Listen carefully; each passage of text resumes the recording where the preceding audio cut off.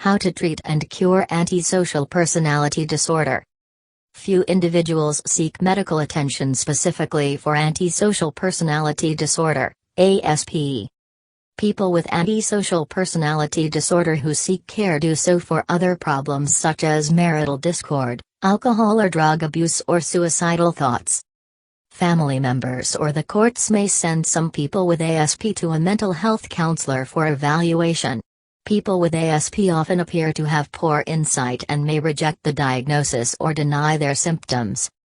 People with antisocial personality who seek help, or are referred, can be offered evaluation and treatment as outpatients.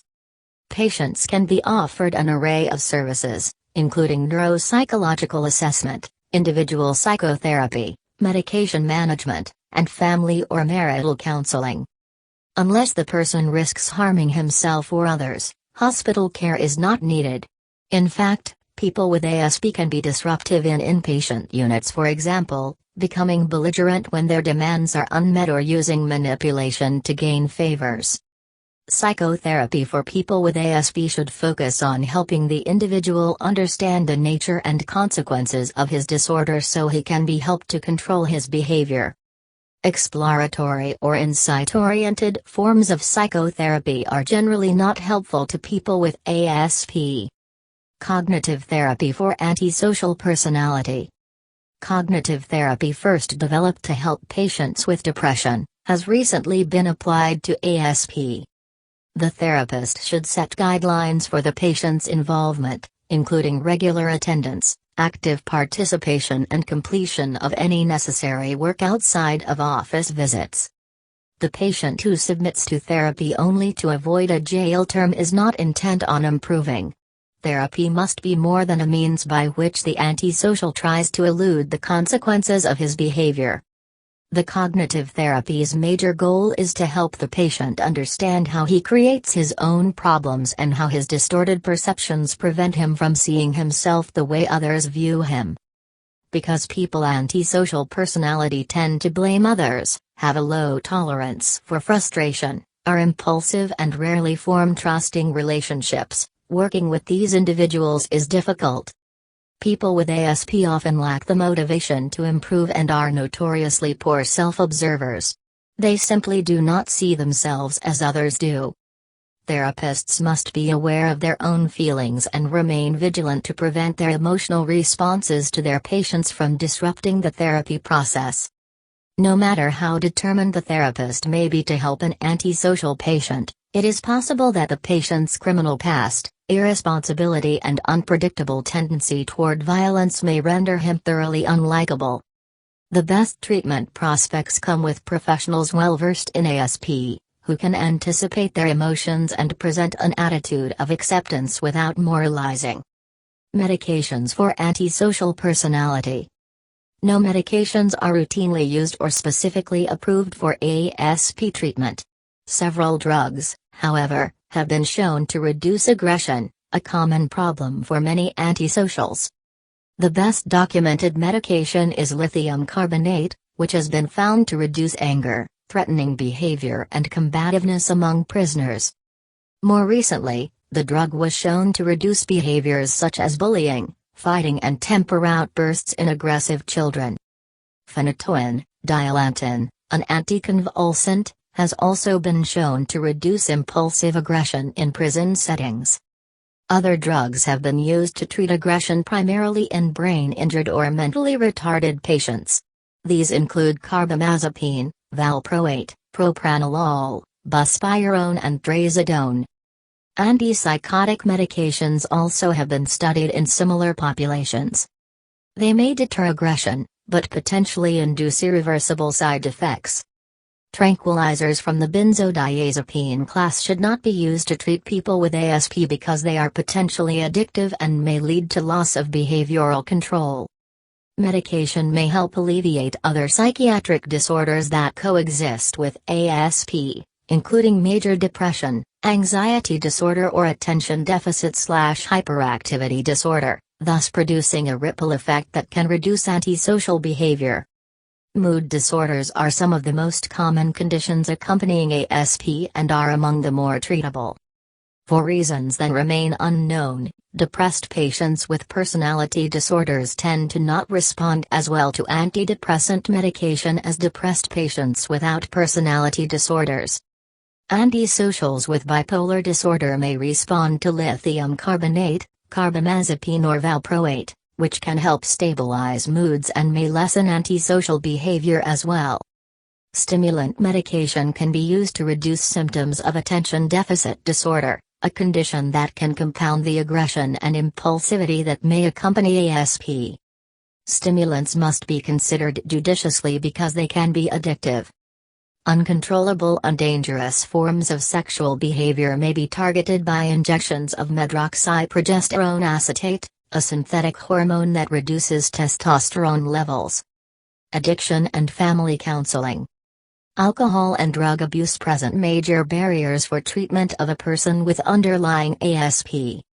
Although abstinence from drugs and alcohol does not guarantee a reduction in antisocial behavior, people with ASP who stop abusing drugs are less likely to engage in antisocial or criminal behaviors and have fewer family conflicts and emotional problems. Following a treatment program, patients should be encouraged to attend meetings of Alcoholics Anonymous, Narcotics Anonymous or Cocaine Addicts Anonymous. Pathological gambling is another addictive behavior common to people with this condition.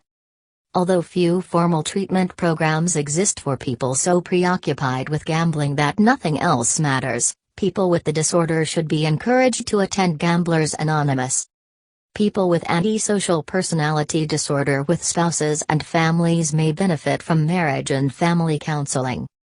Bringing family members into the process may help antisocial patients realize the impact of their disorder. Antisocials who were poorly parented may need help learning appropriate parenting skills. Incarceration may be the best way to control the most severe and persistent cases of antisocial personality disorder. Keeping antisocial offenders behind bars during their most active criminal periods reduces their behavior's social impact. Antisocial personality disorder, APD or ASPD, facts. A personality disorder, PD, is a persistent pattern of internal experience and behavior that markedly differs from what is considered normal within the person's own culture. Personality disorders are grouped into clusters A, B, and C based on the dominating symptoms. Antisocial personality disorder is a diagnosis that is characterized by an enduring pattern of disregarding and violating the rights of others, with symptoms having been present since 15 years of age and may include symptoms like breaking laws, repeated deceitfulness, starting fights, a lack of regard for their own safety or the safety of others, a lack of guilt and taking personal responsibility, a tendency to act impulsively, and irritability. Although not a formal diagnosis, psychopathy is thought to be a more severe form of antisocial personality disorder. Specifically, in order to be considered a psychopath, a person must have a lack of remorse or guilt about their actions in addition to demonstrating antisocial behaviors. Psychopaths tend to be highly suspicious or paranoid, even in comparison to individuals with antisocial personality disorder, which tends to lead the psychopathic person to interpret all aggression toward them as being arbitrary and unfair. Antisocial personality disorder is likely the result of a combination of biologic, genetic and environmental factors. Some theories about the biological risk factors for antisocial personality disorder include the malfunction of certain genes, hormones, or parts of the brain. Diagnoses often associated with antisocial personality disorder include substance-related disorders, attention deficit hyperactivity disorder, ADHD, and reading disorders.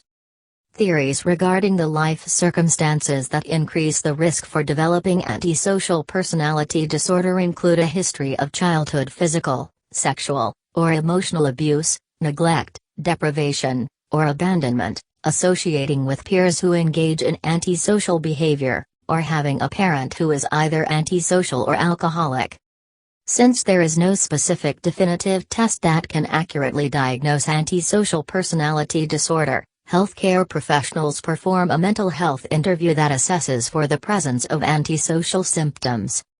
If the cultural context of the symptoms is not considered, antisocial personality disorder is often falsely diagnosed as being present. Research indicates that members of ethnic minorities tend to be wrongly diagnosed with antisocial personality disorder, thereby inappropriately resulting in less treatment and more punishment for those individuals. While antisocial personality disorder can be quite resistant to treatment, the most effective interventions tend to be a combination of firm but fair behavior therapy and programming that emphasizes teaching the antisocial personality disorder individuals skills that can be used to live independently and productively within the rules and limits of society. While medications do not directly treat the behaviors that are associated with antisocial personality disorder, they can be useful in addressing conditions like depression, anxiety, and mood swings that often co-occur with this condition. If untreated, people with antisocial personality disorder are at risk for developing or worsening many other mental disorders, as well as for self-mutilation or dying from homicide or suicide. Many people with antisocial personality disorder experience a remission of symptoms by the time they are 50 years old. Continue reading. Psychopathy, although not a mental health disorder formally recognized by the American Psychiatric Association, is considered to be a more severe form of antisocial personality disorder.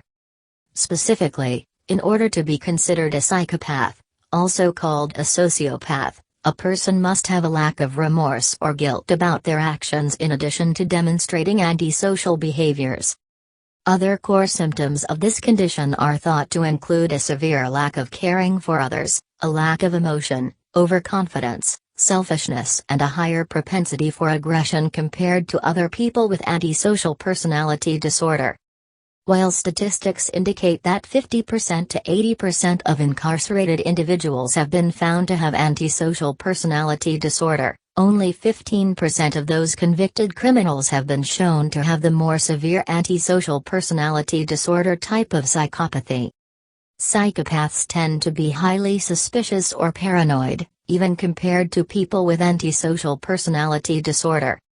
The implications of this suspicious stance can be dire, in that paranoid thoughts tend to lead the psychopathic person to interpret all aggressive behaviors toward them, even those that are justified, as being arbitrary and unfair.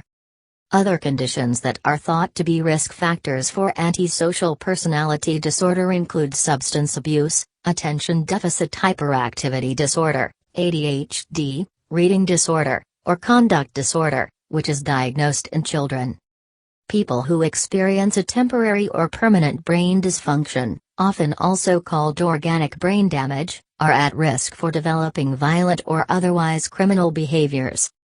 Theories about the life experiences that increase the risk for developing antisocial symptoms in teenagers and adults provide important clues for its prevention.